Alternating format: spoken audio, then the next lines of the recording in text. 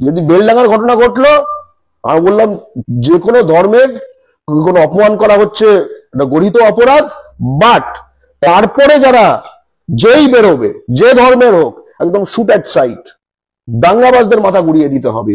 আমরা চাই, আমরা দাবি করছি, আমরা সংগঠিত হচ্ছি যে পূর্ববঙ্গকে যাতে অসভ্য বাংলা থেকে সভ্য বাংলায় পরিণত করা যায়, এবং পশ্চিমবঙ্গ যেটা সভ্য বাংলা সেটাকে যাতে অসভ্যতার হাত থেকে রক্ষা করা যায়।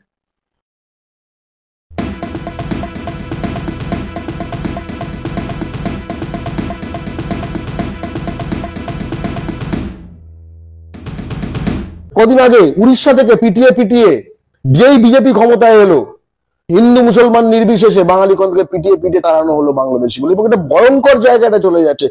এমনকি যারা উচ্চকোটির বাঙালি, উচ্চকোটির হিন্দু বাঙালি, ঠিক আছে, মিডল ক্লাস ও upper middle class, elite class, তারা যখন এখন কিছু কিছু ক্ষেত্রে, সব ক্ষেত্রে হচ্ছে না, ইমিগ্রেশনে যেন একটু বেশি সময় লাগছে, পাসপোর্ট অ্যাপ্লিকেশনের সময় যেন একটুখানি বেশি মাপছে।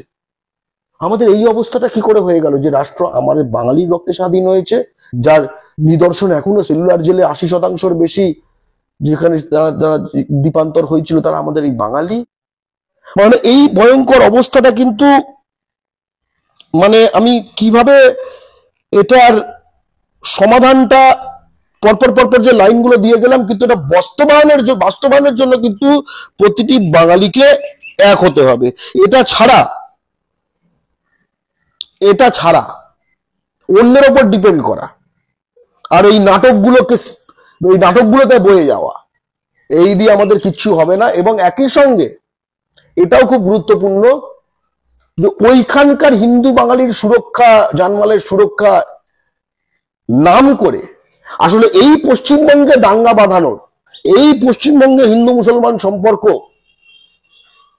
বিষিয়ে তোলার, এই সভ্য বাংলাকে অসভ্য বাংলা করে তোলার প্রচেষ্টা বাংলা পক্ষ নানা জায়গায় ব্যর্থ করবে। আবার হিন্দু মুসলমান নির্বিশেষে এই পশ্চিমবাংলায় যারা সাম্প্রদায়িক সমস্যা সৃষ্টি করবে, সেটা বেলডাঙ্গা হোক বা গার্ডেন রিচ,